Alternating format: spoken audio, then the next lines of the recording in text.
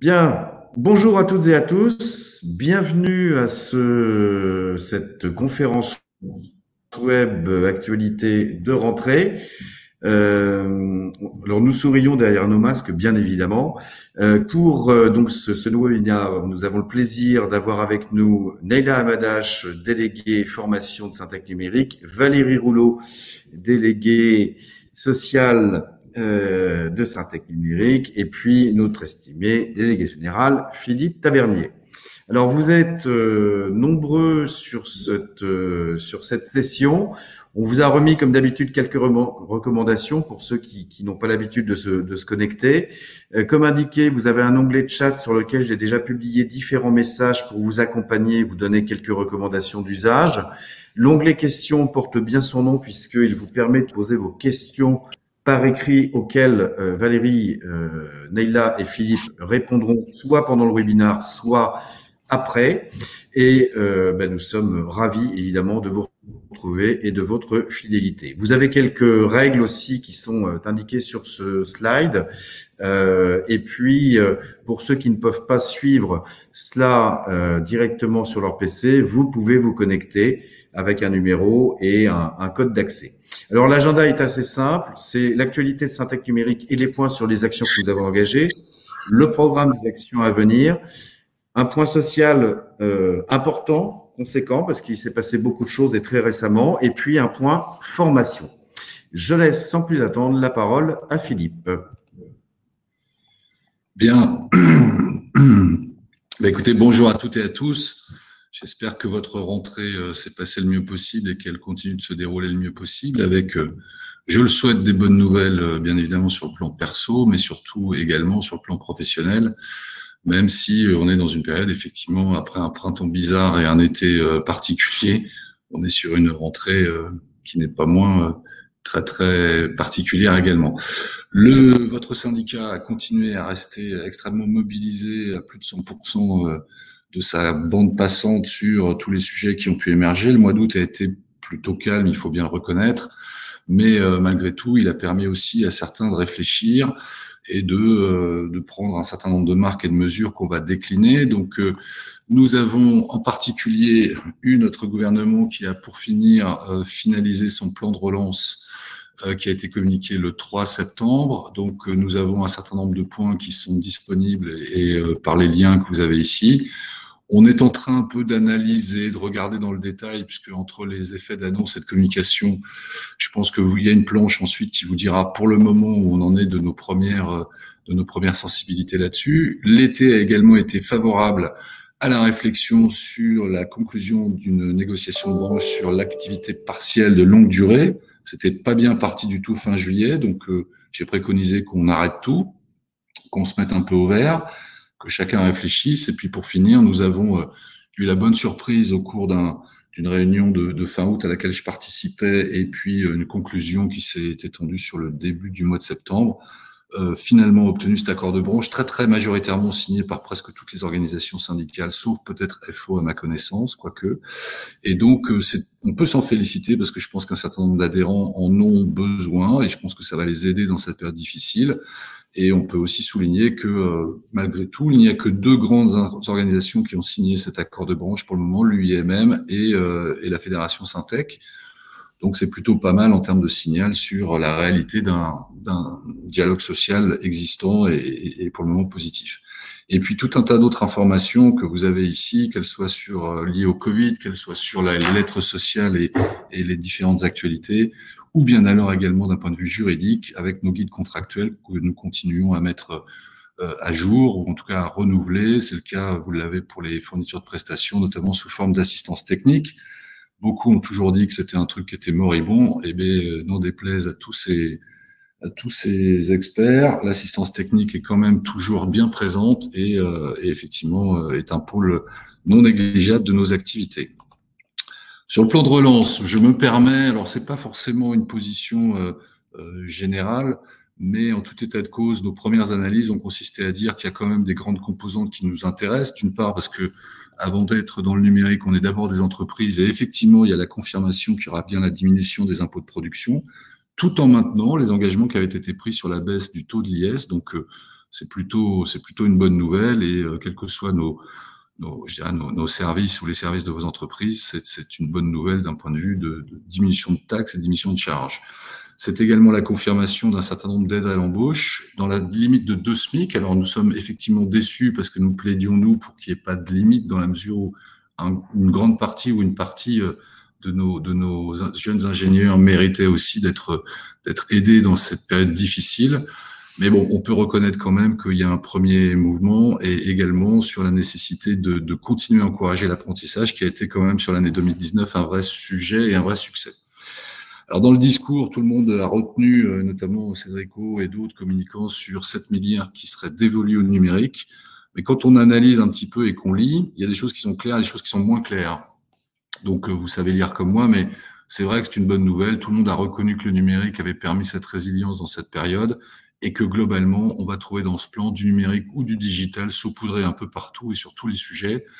Donc c'est plutôt bien parce que même si c'est pas affiché, on voit bien que le digital et le numérique sont les soutiens des 3 grands piliers qu'ils ont mis en avant pour ce plan, à savoir la compétitivité, à savoir l'écologie, et puis j'ai même oublié le 3e, ah oui, la cohésion de l'ensemble. Donc un numérique qui est sous-jacent à tout ça. On a un effort affirmé sur la numérisation de l'État et des collectivités. Ils se sont enfin rendus compte qu'ils avaient beaucoup de retard sur un certain nombre de sujets. C'est vrai pour l'éducation, c'est vrai pour la santé, c'est vrai pour les actes administratifs. Et donc, d'une certaine manière, ce plan va leur permettre de se financer le retard qu'ils avaient sur la transformation digitale. Et puis, un point intéressant également, c'est qu'ils ont bien vu que le numérique avait besoin de continuer tout au long du parcours sur des besoins de formation et puis aussi des reconversions sans doute à mettre en place, là où Syntec Numérique le dit depuis de nombreuses périodes, il y a des sommes conséquentes dévolues à cette formation. Ce qui semble moins clair, c'est qu'on additionne tout et n'importe quoi, y compris les aides aux startups. Alors, moi, j'ai rien contre les startups qui sont dans le digital, mais toutes les startups n'y sont pas. Et donc, je trouve que c'est un raccourci un peu fort que d'ajouter les aides de 3 milliards dans ce bouquet.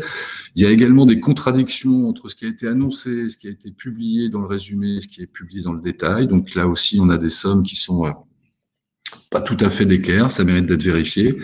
Et puis, surtout, la vraie question, c'est quand et comment ces sommes vont redescendre dans l'économie réelle. Est-ce que ça va aller vite? Est-ce que ça va aller directement pour ceux qui produisent? Ou est-ce qu'il y aura encore une fois un millefeuille administratif avec des comités théodules à n'en plus finir qui vont freiner et qui feront que ce plan, comme beaucoup d'autres, affiche mettre sur la table 100 milliards, mais à la fin des fins, il n'y a jamais 100 milliards qui seront sortis. Et puis, dernier point qu'on peut noter quand même, c'est que malgré nos demandes, il n'y a pas ou peu d'aide à la numérisation du secteur marchand, quelques aides pour les TPE, PME, mais véritablement pas un grand plan comme on pouvait le souhaiter pour que toutes les entreprises, quel que soit leur secteur, bénéficient en particulier via un suramortissement d'accélération du digital. Donc on continue de travailler sur ces sujets, on va pas dire on fait pas la fine mouche, hein, je pense que c'est plutôt une bonne chose, même si c'est pas tout à fait à la hauteur ou tout à fait clair sur ce qu'il convient d'en faire. Enfin bon, on va continuer à regarder ça dans le détail, à être vigilant auprès des différents ministères pour que ce qu'ils ont indiqué prenne du sens rapidement. Également, sur le thème de la rentrée, on s'était quitté au début du mois de juillet sur notre baromètre semestriel, hein, sur lequel on avait communiqué auprès des analystes, et pour dire que après une belle année 2019 qui suivait une belle année 2018, on a un 2020 sur l'année qui devrait connaître une décroissance qu'on estime aux environs de 6,7, donc quelque chose entre 6 et 7%, avec des éléments différemment marqués entre les membres de la famille, un conseiller en techno bien plus impacté que les 2 autres branches du syndicat. C'est effectivement, et ça on le comprend, c'est assez violent et assez difficile sur les secteurs notamment de l'aéronautique, de l'automobile, de l'industrie, plus particulièrement, qui est quand même leur centre d'intérêt et de revenus majeurs. Les éditeurs s'en tirent plutôt mieux, et on peut le comprendre avec un modèle qui est maintenant très généralement admis vers le SaaS, donc avec une forme de récurrence. Alors, il y en a qui s'en sortent très très bien, il y aura même du positif pour certains, mais en moyenne, on pense quand même qu'ils seront impactés. Et puis au milieu, on a les sociétés, les ESN, les sociétés de conseil et de services, qui, après un beau premier trimestre, ont pris quand même cher sur le T2 et un T3 et 4 qu'on espérait redémarrer mieux en septembre. Donc, il y a encore des acteurs qui ont des niveaux d'intercontrat très significatifs. D'autres, on semble dire qu'ils sont sur le point de le régler avec un mode opératoire et un mode de production un peu différent.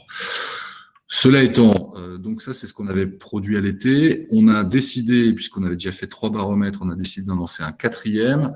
Et donc, je pense qu'il est maintenant, il vous est accessible. Je vous encourage très sensiblement à participer à ce baromètre, à donner votre point de vue. Parce que plus on est un échantillon représentatif, plus ce qu'on peut communiquer est pertinent. J'incite aussi, et je ne l'ignore pas, parce qu'on avait fait un focus là-dessus, j'insiste beaucoup pour que les régions également se manifestent et expriment, puisqu'on a quand même des températures et des parfums différents, très marqués entre les différentes régions.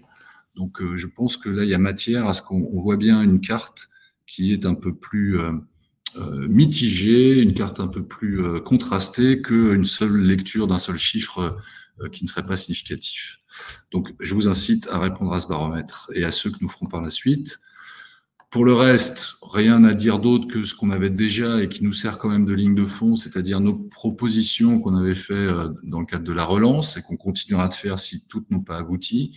Le pacte pour le numérique dans le cadre de bonnes relations qu'on a avec le SIGREF, même s'il faut qu'on revienne vers eux, parce que je crois savoir qu'il y a quand même quelques tensions sur les prix en ce moment.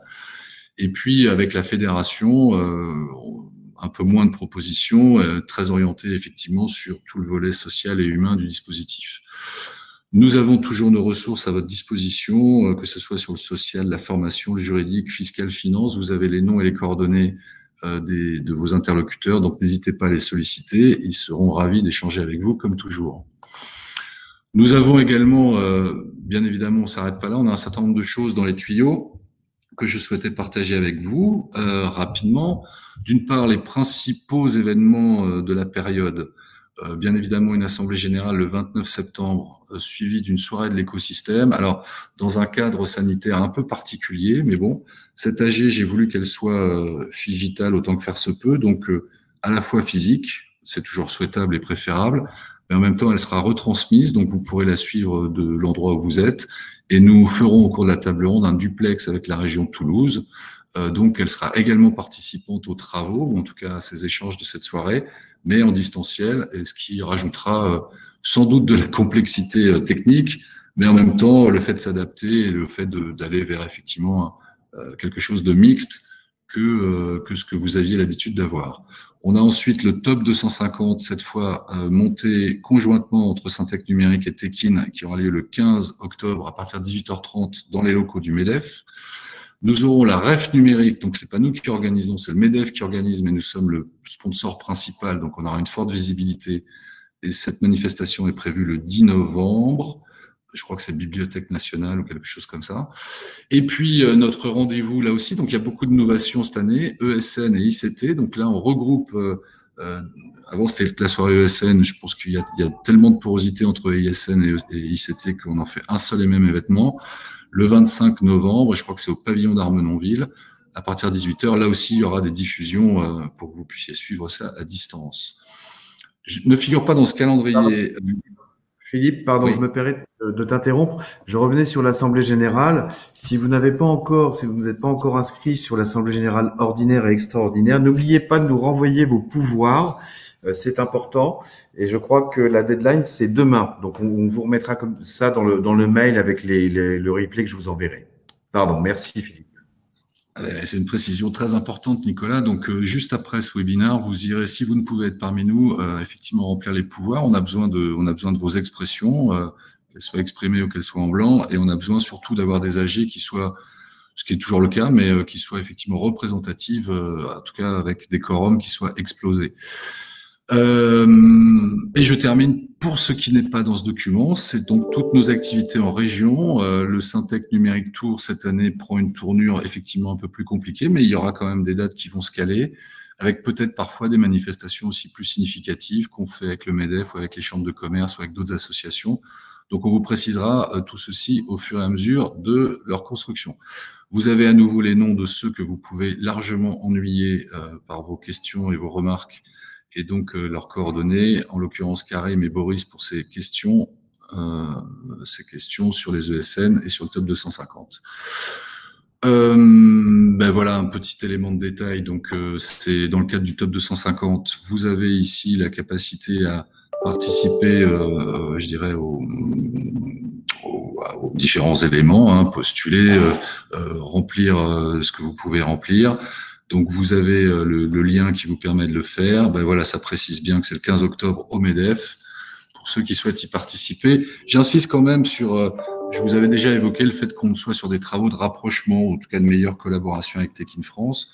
On fait plein de travaux un peu parfois souterrains sur des comités, des commissions, mais je dois dire que cette manifestation est pour le coup le point d'orgue de l'expression commune, puisque vous le savez, Tekin se revendique comme étant en tout cas très marqué sur l'édition de logiciels, donc ça veut bien dire ce que ça veut dire. Également, donc, participer, si vous le souhaitez, au rendez-vous des ESN et ICT en remplissant les questionnaires. Vous n'êtes pas d'ailleurs obligé de répondre à toutes les questions. Certaines peuvent vous paraître indiscrètes ou non publiables, mais en tout état de cause, si vous souhaitez quand même apparaître sur la photo et sur le classement, il faut quand même donner des éléments sensibles sur le chiffre d'affaires, le nombre de salariés, la croissance, etc. Le reste, c'est à vous de voir. Donc, ça, c'est pour ceux qui se sentiraient concernés. Nous avons également des travaux, on a lancé quand même, vous le savez, depuis l'année dernière, une forte mobilisation sur toutes les questions relatives à l'international pour aider nos adhérents, pas que les startups, mais pour aider nos PME, TPE. Et donc là aussi, on essaye de contribuer au plan de relance par l'export. Donc vous avez ici un certain nombre de propositions sur lesquelles vous pouvez également produire des avis, compléter ou faire part de vos remarques. Enfin, et ça n'est qu'une redite de tout ce qu'on a dit, mais vous avez sur les différents sujets, que ce soit le social, la formation, l'international, les différents sujets, tous les replays possibles, tous les séminaires, tous les webinaires possibles, toutes les formations, enfin les FAQ, les livres blancs, etc. Tous ces matériaux sont pour vous, ils vous sont accessibles et donc n'hésitez pas à en user et en abuser. Je pense que moi j'ai terminé pour cette matière, enfin ce point d'entrée très général. Bon, je pense qu'on va faire un focus effectivement très important sur le social, puisque vous le savez, il n'est de richesse dans nos entreprises que d'hommes et bien sûr de femmes. Et donc, par les temps qui courent, je pense qu'il mérite une attention particulière. Je pense que ce sera l'objet de ce que va vous annoncer Valérie. Je passe la main.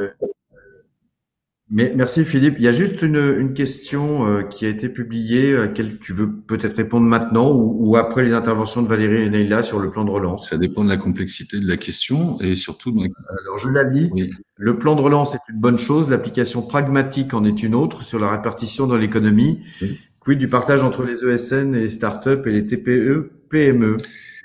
Eh bien, c'est en général... Alors, c'est pas comme si on m'avait donné ou on nous avait donné un gâteau et on va s'y traiter. Donc moi, j'ai déjà incité, puisque j'étais à Bercy le jour même, pour leur dire que d'une part, moi j'avais deux questions de fond. La première, c'était qu'effectivement ces sommes ne repartent pas immédiatement sur la Silicon Valley, Mumbai ou Shanghai. Alors, il y a une question derrière tout ça, c'est comment est-ce que ça aide véritablement notre économie locale. Et puis la deuxième, c'est comment est-ce que nos administrations qui sont quand même les plus gros bénéficiaires de ce plan, vont permettre un espèce de Small Business Act à la française, c'est-à-dire de s'assurer qu'un pourcentage non négligeable irrigue non seulement des acteurs de taille importante, parce qu'on n'est pas là pour les pénaliser, mais aussi irrigue un certain nombre de startups ou d'entreprises locales. C'est en réflexion, ils sont incapables, ils ont bien compris le sujet, pour des raisons de code de commerce, de droit international, que sais-je encore, ils sont pas en mesure d'avoir des réponses formelle ou en tout cas légale. Bon, mais tout passe pas au-dessus des radars. Il faut aussi parfois passer en dessous. Donc, je pense que ça fera partie des questions qu'on va aborder avec la DGE pour faire en sorte que l'ensemble du tissu économique bénéficie de ces éléments. Pas que les petits ou pas que les gros. Voilà. Mais je ne sais pas en dire plus à ce stade. Ok. Merci Philippe. Alors, nous passons la parole à Valérie. Si tu veux, je tourne les slides. Merci. Donc, sur ce point social extrêmement important. Bon, bonjour à tous, merci pour ces annonces du social. En fait, j'ai sélectionné trois points importants. Comme vous l'a dit Philippe, il y a déjà une aide sociale, un spécial Covid réactualisé, donc qui détaille un peu plus toutes les nouvelles qui peuvent impacter le social. Là, j'ai choisi de mettre le focus, bien sûr, sur l'actualité la plus importante, qui est la signature de notre accord de branche, qui a été en fait signé le 10 septembre dernier, presque, comme le disait Philippe, par la totalité de nos organisations syndicales de salariés, ce qui est assez rare pour être souligné. Et j'ai donc voulu juste faire un petit point sur les principales dispositions que cet accord contient, en sachant que aujourd'hui vous serez donc tous destinataires en tant qu'adhérents, évidemment du contenu proprement dit de cet accord, mais également d'une fiche pratique qui détaille ce contenu de façon un peu plus détaillée que celui que je vais vous présenter, et enfin un schéma qui vous explique la procédure à suivre, puisque cet accord, en fait, est la première étape qui va vous permettre, pour les entreprises qui sont intéressées potentiellement par ce dispositif, de mettre en place ce dispositif, mais ça n'est pas la seule. Et donc, il était important, je pense, de replacer ce dispositif dans la procédure dans laquelle il va s'intégrer. Donc, pour revenir à cet accord, les principales dispositions, c'est d'abord un accord beaucoup mieux disant, évidemment, que les dispositions légales concernant l'indemnisation des salariés qui seraient placés dans ce dispositif, indemnisation des salariés par l'employeur, qui s'inspire beaucoup des dispositions de notre accord de 2013, qui celui-ci visait le dispositif d'activité partielle classique. Donc, disons que le tableau de 2013 est globalement respecté, si ce n'est que le premier seuil de rémunération auquel fait référence ce tableau, c'est-à-dire les rémunérations inférieures à 2100 €, voit leur rémunération garantie maintenue à hauteur de 98%, ce qui est quand même extrêmement favorable, hein, puisqu'on parle de 98% de la rémunération brute, ce qui revient à dire qu'en fait, on maintient 100% de la rémunération nette de ses salariés. Pour le reste, le tableau de 2013 s'applique. Une particularité de notre accord, c'est qu'il prévoit des efforts proportionnés qui seront demandés aux instances dirigeantes, à savoir aucune augmentation de rémunération fixe des dirigeants qui ont le statut de mandataires sociaux ne pourra être appliquée pendant toute la période de recours au dispositif d'activité partielle spécifique. Donc ça, c'est une innovation qui est assez intéressante dans cet accord et qui était une forte demande de la CGT pour montrer qu'effectivement, il devait y avoir en fait une proportionnalité des efforts demandés aux salariés, mais également aux dirigeants des entreprises. Il y a également une incitation, mais vous voyez la différence, là c'est juste une incitation, qui n'a évidemment aucun caractère obligatoire. Donc une incitation de la part des partenaires sociaux de surseoir au versement des dividendes, là aussi, pendant toute la période de recours à ce dispositif. Enfin, une mesure qui était extrêmement attendue par la plateforme CFDT-CGT, puisque ces deux organisations syndicales ont mené en commun finalement leurs revendications, qui tenait en fait aux obligations en matière de maintien dans l'emploi. Donc notre accord de branche prévoit qu'effectivement, pour les établissements qui feraient appel à l'activité partielle de longue durée, eh bien pendant toute cette période de recours au dispositif, tout plan de sauvegarde de l'emploi est impossible. Mais cela dit, d'autres modalités de rupture, par contre, restent possibles, à savoir les ruptures au titre de la rupture conventionnelle collective, notamment.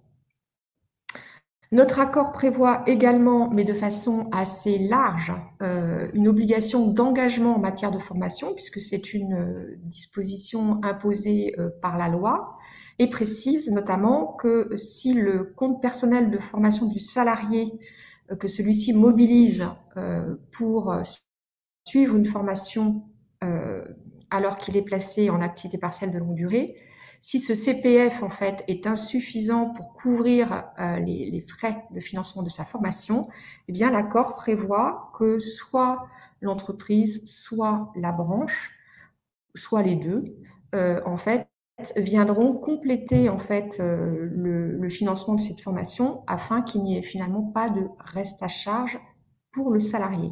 Donc Neila, si tu voudras peut-être compléter cette disposition. Voilà, en tout cas, c'était le principe qui est indiqué dans notre accord.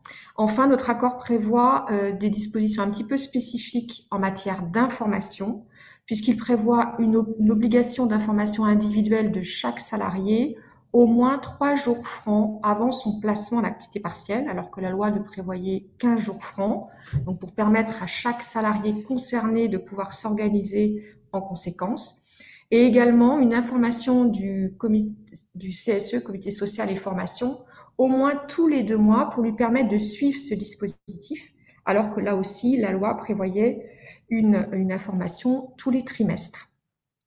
Et enfin, notre accord précise le type d'information qui doit donc être remis tous les 2 mois à ce CSE, donc notamment le nombre de salariés concernés, leur âge, leur sexe, la nature de leur contrat, le nombre mensuel d'heures chômées, les activités concernées, et également le nombre de salariés qui ont bénéficié d'une formation professionnelle, ainsi que les perspectives de reprise d'activité.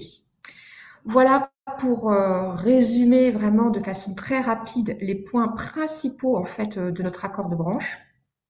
Et bien sûr, on se tient à votre disposition si vous avez des questions concernant cet accord et le dispositif mentionné. Le guide est déjà paru ou pas? Le guide pratique dont tu La parlais. fiche, La alors, fiche il s'agit pratique. d'une fiche pratique. Alors, elle a été transmise à notre secrétariat de Nadège. Donc, ça vous va devriez la paraître aujourd'hui, recevoir. mais je ne sais pas si c'est parti déjà ou si ça va partir. En tout cas, ça va partir dans la journée. Bon, mais dès que c'est en ligne, de toute façon, on vous mettra peut-être en lien aussi avec les slides que je vous enverrai tout à l'heure. Je te laisse continuer. Voilà. Alors, une autre information, je n'ai pas voulu vous prendre toutes les informations parce qu'il y en a beaucoup et puis elles ne sont pas toutes de la même importance. Une autre information récente, donc, et c'est le décret donc du 29 août dernier, qui réduit en fait le nombre de critères de vulnérabilité. Ce décret en fait est applicable à compter du 31 août et désigne en fait les critères qui permettent aux salariés vulnérables de pouvoir être placés en activité partielle à partir d'une prescription médicale. Donc désormais, la liste a été réduite et ne concerne plus que les situations suivantes décrites dans la slide, c'est-à-dire les personnes atteintes d'un cancer évolutif, les personnes atteintes d'une immunodépression et les personnes âgées de 65 ans et plus et qui ont un diabète associé à une obésité ou à des complications, alors qu'auparavant, toutes les personnes âgées de 65 ans et plus étaient visées par ce dispositif, ou enfin les personnes qui sont en dialyse ou qui présentent une insuffisance rénale chronique. De même, le dispositif d'activité partielle a pris fin pour les salariés qui partageaient le même domicile qu'une personne vulnérable. Voilà. Et donc, le décret précise qu'effectivement, ces personnes vulnérables, selon les définitions données par le décret, pourront bénéficier gratuitement de 10 masques par semaine, voilà, à condition évidemment qu'ils aient une prescription pour cela. Et la dernière, comment dirais-je, la dernière nouvelle, mais je ne vais pas m'appesantir sur le social, vous l'avez évidemment tous découvert à la rentrée, hein, puisqu'il s'applique depuis le 1er septembre, c'est le nouveau protocole sanitaire qui est applicable avec trois comment dirais-je, points majeurs à retenir. C'est évidemment la systématisation du port du masque dans les lieux collectifs clos, avec notamment un certain nombre de spécificités assez compliquées en fait pour une entreprise selon la circulation du virus dans la région, selon le système d'aération de l'entreprise, etc. Donc le principe, c'est qu'effectivement le masque doit être porté tout le temps, mais il y a quelques allègements selon certains critères qui sont précisés donc dans le protocole sanitaire. Et le protocole sanitaire met également l'accent sur l'importance de tous les autres gestes barrières que l'on connaît malheureusement depuis le début de cette crise sanitaire. Précise qu'il faut prévoir une procédure de prise en charge d'une personne symptomatique et également que le télétravail est à nouveau fortement recommandé en cette période. Voilà. C'est tout ce que j'avais à dire pour la partie sociale. Bien, merci Valérie, c'est très complet. Alors, oui, j'ai juste rappelé que nous avions publié avec la fédération le guide de recommandation de sécurité sanitaire. Je crois qu'il y a eu des mises à jour de fait. Oui. En tout cas, vous avez le lien. Vous avez tous les éléments. C'est juste un petit rappel. Donc, nous allons passer au point formation avec Neila. Bonjour Neila. Bonjour à toutes et à tous. Valérie, je crois que tu as une petite question sur le banc des questions, donc je te laisse y répondre par écrit, sauf si tu souhaites l'aborder oralement maintenant ou tout à l'heure. Voilà, sinon je poursuis sur les questions de formation. Tu préfères y répondre tout de suite? C'est un peu comme Philippe. Voilà, ça y est, j'ai remis le micro. Excuse-moi, Voilà. Neila. En fait, ça dépend des questions. Il y a des questions auxquelles peut-être je vais pouvoir répondre très vite, sans trop te prendre ton temps non plus. Effectivement, dans le dispositif d'activité partielle de longue durée, c'est un dispositif qui est moins souple que le dispositif d'activité partielle classique, puisqu'il prévoit un plafond maximum de réduction du temps de travail, effectivement, de 40% de la durée légale, c'est-à-dire en fait 14 heures par semaine. Donc, effectivement, pour une entreprise qui auparavant pratiquait l'activité partielle, on va dire à 100% pour certains de ses salariés, le dispositif d'activité partielle longue durée ne répond pas à leurs préoccupations, même s'il faut le dire, cette réduction de au maximum de 40% de la durée légale est modulable sur la durée de recours au dispositif. C'est-à-dire que pendant cette période, il peut y avoir quelques semaines où effectivement il n'y a pas du tout d'activité professionnelle, mais ça doit être compensé par les autres semaines pour qu'en moyenne, sur la période concernée, la réduction ne soit pas supérieure à 40% de la durée légale. J'espère avoir été clair. Alors, je vous propose que Valérie, pendant l'intervention de Neila, réponde aux autres questions par écrit, de façon à pas qu'on ne perde pas de temps. Merci beaucoup. Alors, en corollaire avec ce que vient de vous expliquer Valérie, moi j'interviens en effet sur les questions de formation. Et comme vous le savez, depuis le mois de mars et le début du confinement, le ministère du Travail a élargi et renforcé le financement de la formation des salariés placés en activité partielle, en renforçant notamment un dispositif qui s'appelle le FNE Formation. Donc, à ce jour, les règles qui s'appliquent concernant le FNE Formation pour obtenir un financement sont toujours celles qui étaient applicables au 16 juin 2020. Pour l'instant, rien n'a bougé. Et donc, je vous en rappelle les principales mesures. Donc, un financement à hauteur de 100% des coûts pédagogiques pour les salariés placés en activité partielle, avec néanmoins la possibilité de constituer des groupes mixtes, c'est-à-dire de composer des groupes d'apprenants composés de salariés en activité partielle et de salariés non placés en activité partielle. Donc, si vous avez un groupe mixte à inscrire à une formation, vous pourrez bénéficier d'un financement du FNE Formation pour l'ensemble du groupe et non pas uniquement pour ceux placés en activité partielle. Autre point également important, le maintien du financement FNE lorsqu'une formation a démarré et que pendant le parcours de formation, le salarié sort de l'activité partielle ou l'entreprise sort du dispositif d'activité partielle. Donc, le financement sera maintenu, bien entendu, si la formation a démarré pendant que le salarié ou l'entreprise était placé en activité partielle. Et puis enfin, l'éligibilité des formations en présentiel. Depuis le 2 juin 2020 au financement FNE. En effet, au début du confinement, compte tenu des règles strictes de confinement qui nous étaient imposées, aucune formation en présentiel ne pouvait être mise en œuvre. Néanmoins, à partir du 2 juin, et donc le début du déconfinement, le FNE s'est ouvert pour le financement de formations en présentiel. Je vous rappelle que pour faire vos demandes de financement FNE, c'est votre OPCO, l'OPCO Atlas, qui a conventionné avec toutes les directs du territoire pour recevoir, instruire les demandes de financement et financer les projets de formation. Donc, il faut que vous puissiez saisir vos demandes de financement directement sur les services en ligne de l'OPCO Atlas et c'est l'OPCO qui traitera vos demandes de financement.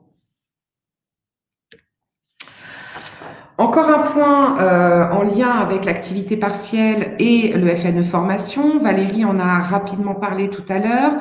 En effet, certaines évolutions sont à venir en termes de financement pour le FNE, en lien également avec l'évolution des dispositifs d'activité partielle.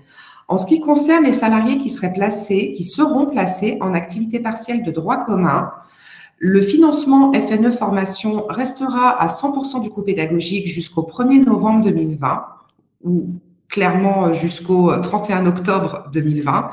Et à compter du 1er novembre 2020, la prise en charge FNE formation descendra à hauteur de 70% des coûts pédagogiques.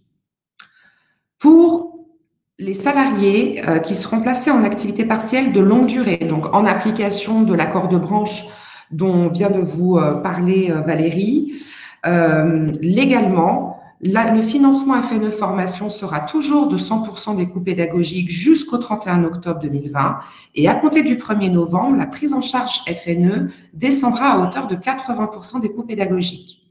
C'est sur ce point qu'un abondement branche et ou entreprise pourra être mis en œuvre pour compléter la prise en charge de la formation, donc venir couvrir les 20% restants non pris en charge par le FNE, dans le cas où le salarié mobiliserait son CPF. Donc, je vous le rappelle, le CPF est mobilisable uniquement pour des formations certifiantes, certifications inscrites au répertoire national des certifications professionnelles, RNCP, ou au répertoire spécifique. Donc, dans le cas de mobilisation du CPF par le salarié, un abondement de la branche et ou de l'entreprise pourra venir couvrir les 20% restants non pris en charge par le FNE. En ce qui concerne les modalités d'abondement de la branche, il faut désormais que les instances paritaires de la branche, et notamment la CPNE, débattent du sujet et fixent des critères d'abondement en lien également avec les capacités financières de la branche. Je vous rappelle que cet abondement sera financé sur la contribution conventionnelle que versent vos entreprises chaque année en même temps que les contributions formation. Dernier.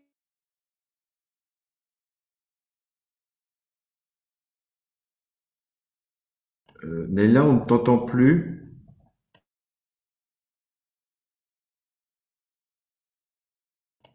Je pense que Neila a un petit problème de connexion. Karine. Bien, pour l'instant, je crois que Neila a un petit problème de connexion. On va peut-être, Valérie, à moins que tu aies fait toutes tes réponses non. Par écrit, on peut peut-être déjà répondre à cela le temps que Neila reprenne, revienne. Alors, concernant certaines questions sociales, l'une porte sur le fait que est-ce que l'entreprise doit formaliser les mesures sanitaires qu'elle va appliquer dans un process ou un document formel. En tout cas, le question-réponse qui a été publié tout à fait récemment par le ministère du Travail précise qu'en fait, ces mesures peuvent être, comment dirais-je, décrites soit dans une note interne qui serait annexée au règlement intérieur, soit effectivement dans le règlement intérieur proprement dit. L'important, selon le ministère, est de réagir le plus rapidement possible.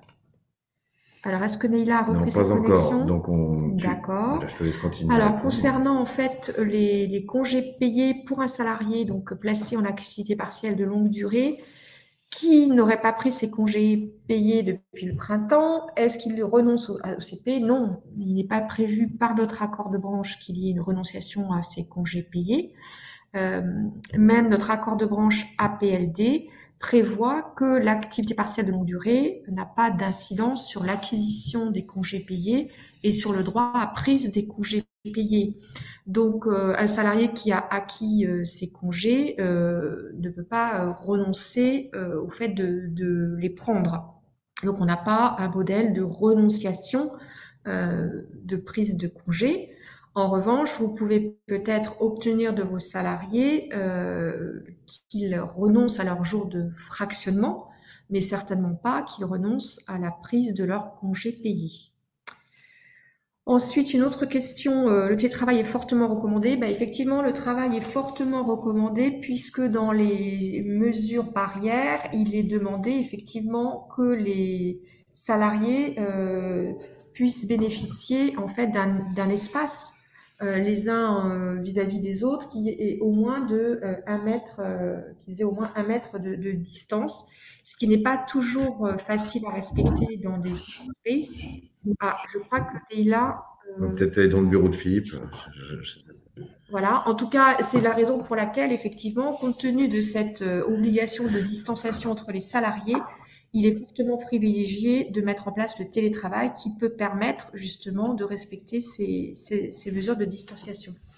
Merci Valérie. Leïla, tu es parmi nous avec la connexion de Philippe. Donc, on te laisse finir sur cette dernière connexion. Je remercie mon DG de m'avoir cédé sa place quelques instants. Donc, je poursuis rapidement et pour éviter de perdre trop de temps. Donc, dernier point sur l'aspect formation concerne le plan de relance de l'apprentissage et l'emploi des jeunes. Comme vous avez pu le lire dans la presse spécialisée, beaucoup d'annonces ont été faites sur l'emploi des jeunes, que ce soit des jeunes diplômés ou des jeunes alternants. Donc tout d'abord, en ce qui concerne les jeunes alternants, le gouvernement a mis en œuvre des primes à l'embauche de contrats de professionnalisation et de contrats d'apprentissage. Prime de 5 000 € pour les alternants mineurs et de 8 000 € pour les alternants majeurs. C'est cette dernière prime surtout qui intéressera les entreprises de notre secteur, bien entendu. Et cette prime pourra être versée pour des contrats en alternance conclus entre le 1er janvier 2020 et le 28 février 2021. Donc, l'objectif du gouvernement est bien entendu de permettre aux entreprises de poursuivre leurs efforts de recrutement de jeunes alternants et qu'il n'y ait pas une coupure dans ces recrutements en ce début d'année scolaire. Alors, aucune obligation supplémentaire, aucune condition supplémentaire pour les entreprises de moins de 250 salariés. Néanmoins, pour les entreprises de 250 salariés et plus, il vous sera demandé de respecter le quota d'alternants de 5% à calculer en fin d'année 2021, donc sur votre effectif à la fin d'année 2021. Alors, il existe une petite souplesse prenant en compte l'effort, l'engagement des entreprises dans le recrutement d'alternants. Pour les entreprises qui auront atteint 3% de leur effectif fin d'année 2021, mais qui peuvent justifier d'une augmentation de 10% du nombre d'alternants entre 2020 et 2021, l'État considérera que votre obligation a été respectée. Donc, n'hésitez pas à revenir vers moi pour avoir plus de détails, puisque je sais qu'à l'oral, c'est un petit peu complexe, mais on pourra reprendre les choses plus tranquillement lors d'un échange téléphonique. Vous avez le lien vers les décrets si vous voulez avoir plus de précision également. Enfin, en ce qui concerne les jeunes diplômés, pour éviter justement ce qu'on a appelé cette génération sacrifiée, l'État, le gouvernement a mis en place une prime à l'embauche de 4 000 € maximum pour toute embauche de jeunes de moins de 26 ans, en CDI ou en CDD, CDD d'au moins 3 mois, conclus entre le 1er août 2020 et le 31 janvier 2021.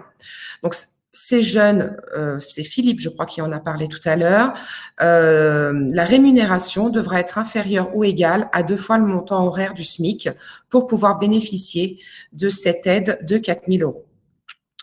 Vous avez tout le détail de ces mesures en termes de mise en œuvre, de modalités, de qui contacter pour obtenir les aides en termes d'agence, etc. sur la note spéciale Covid, sociale formation juridique. Donc, vous avez le lien également en bas de slide. Et je crois que pour moi, c'est terminé.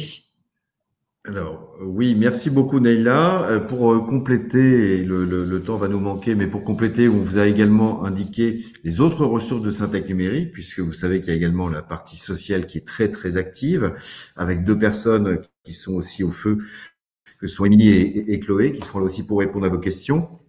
Les questions par écrit qui sont publiées en ce moment, Valérie et Neïla pourront y répondre. Je vous rassure, peut-être Neïla pendant que nous concluons avec Philippe.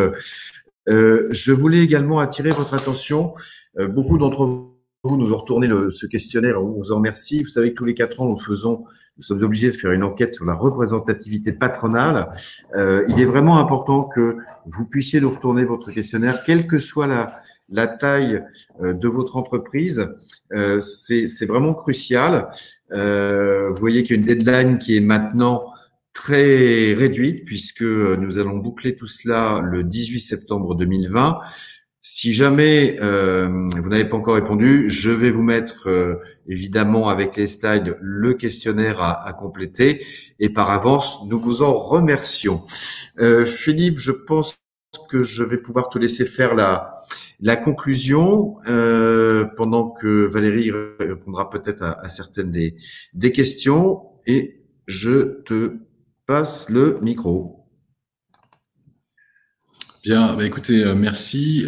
Quelques éléments de conclusion à 12h45. Si j'ai bien vu, on était plus de 150 participants, donc ce qui démontre qu'il y a quand même de l'intérêt et une attente d'information qu'on vous donne bien volontiers. Donc à nouveau, n'hésitez pas à revenir vers nous si des choses sont pas claires, à nous solliciter ou à nous orienter vers des éléments qui vous paraîtraient non traités. Moi, par contre, en revanche de tout ce qu'on peut vous donner, j'ai quelques demandes. La première, c'est que on vous l'a précisé, donc on a une AG qui se déroule et si vous n'avez pas prévu d'y participer ou si vous ne prévoyez pas d'y participer, envoyez absolument votre pouvoir. Nicolas peut les recevoir. Je crois que c'est absolument essentiel, votre expression est majeure. Deuxième type d'expression, c'est de répondre au baromètre, même encore une fois si vous répondez pas à toutes les questions, mais en tout cas de montrer un peu, comme je le disais tout à l'heure, cette diversité de façon dont vous vivez cette reprise et cette crise particulière. Remplissez également, si vous êtes ESN ou ICT, les questionnaires relatifs aux ESN et ICT si vous voulez apparaître dans le classement. Idem pour les éditeurs de logiciels sur le top 250. Donc vous êtes en droit de nous demander plein de choses. Et nous, on n'est peut-être pas en droit, mais en tout cas, on vous demande effectivement de participer au maximum pour donner du corps, du sens et du parfum à tous nos travaux. Et puis, dernier point sur lequel je repasse un petit message, pour vivre et pour mettre en œuvre toute cette mécanique, toute cette industrie pour votre service, on a besoin aussi de vos cotisations. On n'a pas fait de relance massive dans la mesure où effectivement, on comprenait bien que la situation était tendue. Cependant, on arrive bientôt dans la dernière partie de l'année. Ceux qui auraient effectivement eu besoin de profiter d'un peu de trésor, je le comprends. Mais si vous n'êtes pas à jour de vos cotisations, en tout cas, c'est le moment de le faire. Donc, en même temps que vous envoyez votre pouvoir, vous envoyez vos chèques. Et si vous avez des soucis ou des éléments particuliers, n'hésitez pas à appeler Nicolas.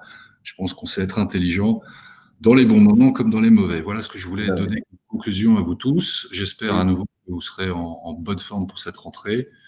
Et puis, sauf parce que Nicolas est un mot de conclusion supplémentaire, pour ma part, c'est terminé. Eh bien, j'allais juste dire que pour les quelques personnes qui ne sont pas encore à jour, évidemment, je vais vous écrire dans la foulée en vous remerciant de faire le nécessaire. On vous remercie surtout effectivement d'être fidèle et de faire en sorte que les services que nous vous apportons puissent être utilisés. Merci. Voilà, je crois que c'est terminé. On répondra aux dernières questions donc à part, puisque là on a dépassé un petit peu le temps imparti. Merci encore. La prochaine conférence web actualité a lieu le 12 octobre. Vous pouvez tout de suite bloquer ça dans vos agendas et évidemment vous recevrez une invitation. Excellente semaine à tout le monde et à très vite. Au revoir. Bonne journée. Au revoir. Bon, merci. De rien.